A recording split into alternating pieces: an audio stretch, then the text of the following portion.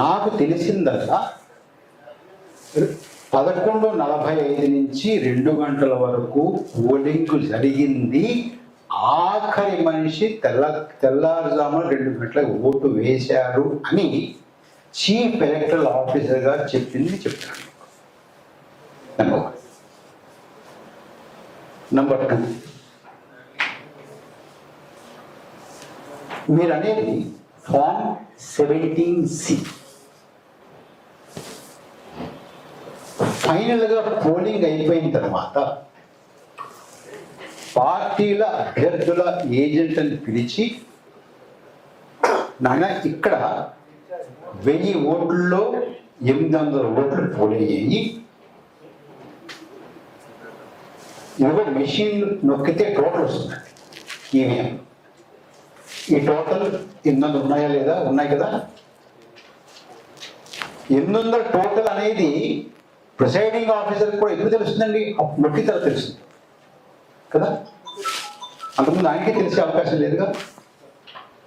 అంచేత ఆయన నొక్కి ఎంత ఉందయ్యా? 800 ఉన్నాయి. 800 ఉందా? చూసారు? 800 రైట్. నేను అక్కడ 800 ఉందా? 800 రాసిన సంతకం పెట్టి 800 ఎక్కడి నుంచి పెట్టాము మనం? ఎక్కడి నుంచి వచ్చింది ఈ సంఖ్య? ఇక్కడ నుంచి. దేంతో చేస్తారండి?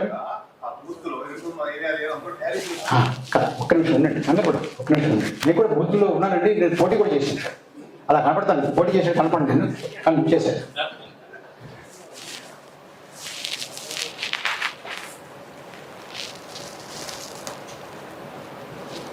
మీకు కరెక్ట్గా ఆ బూత్లోకి ఎంతమంది వచ్చారు అనేది అధికారికంగా మీరు ఒక ఫిగర్ చెప్పాలంటే మీ ఏజెంట్ ఫిగర్ అధికారిక ఫిగర్ కాదు. ఏది అధికారిక ఫిగరు? ఇందాక నేను చెప్పినట్టుగా ఓటర్ వెళ్ళినప్పుడు ఒక పోలింగ్ అధికారి ఫామ్ 17Aలో రాస్తారండి మీరు వచ్చారు అని. మీరు టాలీ చేయాల్సింది ఏంటంటే 17A అండ్ టోటల్. దీన్ని రెండు టాలీ చేసి 17Aలో ఉన్నది ఓటింగ్ ఈవీఎంలో వచ్చిన టోటల్ ఒకటేనా కాదా చూసుకుని 17Cలో రాసి ఇవ్వాలండి. ఎక్కడైనా 17Aలో ఎంత నెంబరు ఉంది అనేది ఏ బూత్లోనైనా ఎప్పుడైనా ఎక్కడైనా చెప్పారా? చెప్పలేదు. నంబర్ 1. 2019 నుంచి మరొక సంప్రదాయం ప్రారంభమైంది భారతదేశంలో. అదేంటంటే అప్పటి వరకు కూడా ఎవరు అడిగినా కూడా పారదర్శకంగా ఫామ్ 17Aని బహిర్గతం చేసేటట్టుగా ఎలక్షన్ కమిషన్ నడుచుకునేది. ఇవాళ ఫామ్ 17A ఇవ్వమంటే ఇవ్వము అంటున్నారు. You cannot get form 17C anywhere in the country. Do know this? No 17C. 17A questionnaire.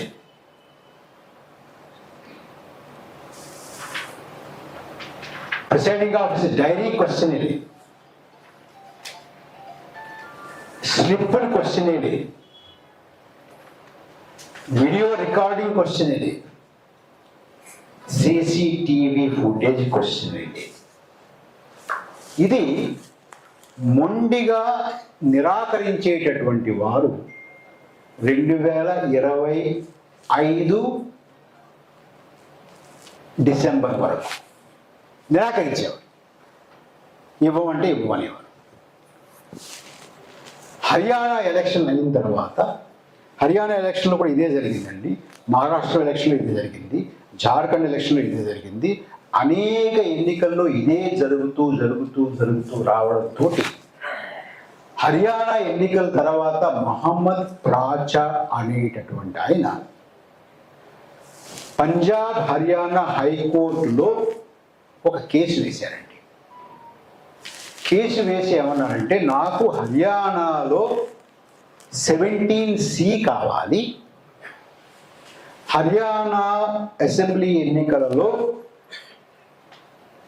స్లిప్పులు కావాలి, హర్యానా అసెంబ్లీ ఎన్నికల్లో వీడియో ఫుటేజ్ కావాలి, హర్యానా ఎన్నికల్లో వీడియో రికార్డింగ్ కావాలి అని మొహమ్మద్ రాజా అనేటటువంటి ఆయన పంజాబ్ హర్యానా హైకోర్టులో కేసు వేశారండి. కేసు వేస్తే పంజాబ్ హర్యానా హైకోర్టు ఎలక్షన్ కమిషన్కి క్లియర్ డైరెక్షన్ ఇచ్చిందండి. మహమ్మద్ రాజాకి హర్యానా అసెంబ్లీ ఎన్నికలకు సంబంధించినటువంటి స్లిప్పులు 17C, presiding officers diary and videography వారి పరిశీలన నిమిత్తం ఇవ్వండి అని డైరెక్షన్ ఇచ్చిందండి. ఓకే, డైరెక్షన్ ఇస్తే వెంటనే ఎన్నికల కమిషను హోంమంత్రిత్వ శాఖకి ఒక అఫీషియల్ లెటర్ రాసిందండి. ఇలా హైకోర్టు మాకు డైరెక్షన్ ఇచ్చింది అని. దెన్ ఎలక్షన్ కమిషన్ ఆ లేఖలోనే ఒక రిక్వెస్ట్ చేసింది గవర్నమెంట్ ఆఫ్ ఇండియా, ఇది ఇవ్వడానికి వీలు లేకుండా మీరు చట్టాన్ని మార్చండి అని ఒక రిక్వెస్ట్ అదే లెటర్లో పెట్టారండి. దెన్ 3 రోజుల్లో జనరల్గా ప్రభుత్వాలు ఒక జీవో ఇవ్వాలంటే ఎంత టైం పడుతుందో మనకు తెలుసు. 3 రోజుల్లో హుటాహుటిని కేంద్ర హోంమంత్రిత్వ శాఖ ఎక్స్ట్రాడినరీ గెజెట్ని ఇష్యూ చేసి ఈ డాక్యుమెంట్స్, ఈ రికార్డింగ్స్ ఎవ్వరికి ఇవ్వడానికి వీలు లేదు అని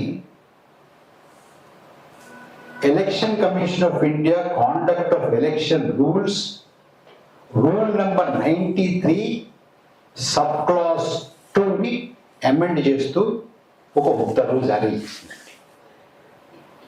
ఇవాళ దేశంలో ఎక్కడైనా కూడా ఎవ్వరూ కూడా రికార్డింగ్ కానీ, ప్రిసైడింగ్ ఆఫీసర్ డైరీ కానీ, స్లిప్పులు కానీ,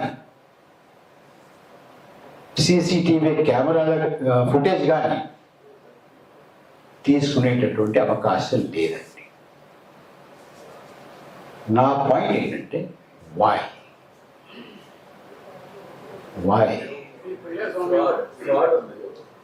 ఎందుకు దాస్తున్నావు?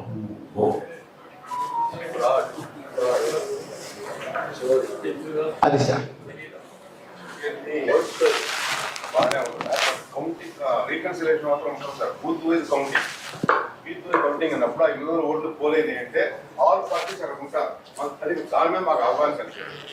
మాకు 800 అంటే ఆ విలేజ్ నెక్స్ట్ విలేజ్ ఆల్ పార్టీలు ఉంటారు, ఏజెంట్స్ ఉంటారు, మన కౌంటింగ్ అప్పుడు కూడా ఉంటారు. ఆ ఈవీఎంలో 800 ఓట్స్ పోలేదు 800కే రావాలి. ఇంకో బూత్ 900 పోలేదు 900కే రావాలి. సరిగ్గా లేదు, ఆ విధంగా అది చెప్పండి. అది కూడా చెప్తానండి. అది కూడా చెప్తాను. అది కూడా నువ్వు ఈలోగా నువ్వు చెప్తావు. చాలా కరెక్ట్. ఖచ్చితంగా అక్కడ ఉన్నటువంటి ఏజెంట్లు అందరూ కలిసి ఓకే అంటేనే అది వెళ్తున్నారు. అంతే కదా. ఈ 3500 బూత్లు ఏవో తెలిస్తే అక్కడ ఏజెంట్లు పెట్టారో అసలు ఏవి అవి ఏదైనా నీకు సరిగ్గా అర్థం అవ్వలేదు. అయితే ఈ 3500 బూత్లు ఏవి నాకు అర్థం అవ్వలేదు. ఏమైనా అవటం కాదు, అంతా మిచ్చండి, అంతా మిచ్చ. అందుకే దీనికి బూతు అని పేరెట్టారు. బూతు అని అందుకే పేరెట్టారు. ఎక్కడ ఎక్కడ ఎక్కడ లేవు కాదండి. మీకు నేను చెప్పేది అర్థం అవట్లేదు. 3500 బూతులు ఏంటన్నది ఎవరికి చెప్పరట. మీరు చెప్తే పలానా విజయవాడ ఐలాపురం దగ్గర ఉన్నటువంటి బూత్ లో తేడా వచ్చిందంటే అప్పుడు మీరు వెంటనే సంతకాలు పెట్టారు లేదా చూపించచ్చు. ఏ బూత్ చెప్పరు. ఒక్క నిమిషం టైం ఉంటుంది, నేను తీస్తాను.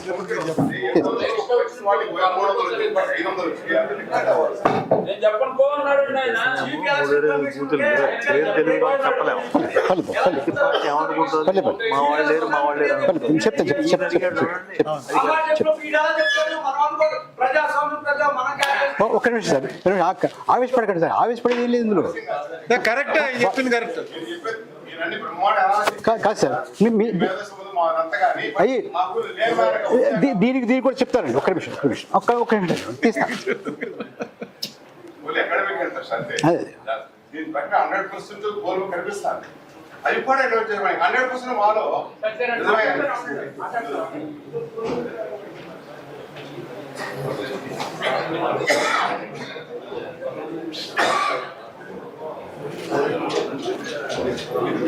తీసుకోవాలని అడిగాను సార్. ఆ ఏజెంట్ అంతసేపు ఉంటారు, సంతకాలు పెట్టరు.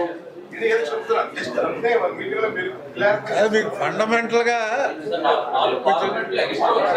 సుబ్బారావు కొంచెం అర్థమై చెప్పండి.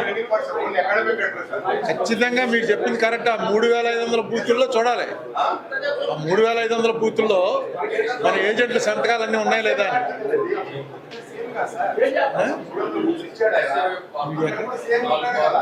అంతా మీడియాతో మాట్లాడదాం, మీడియాతో మాట్లాడదాం. ఇదంతా మీడియా.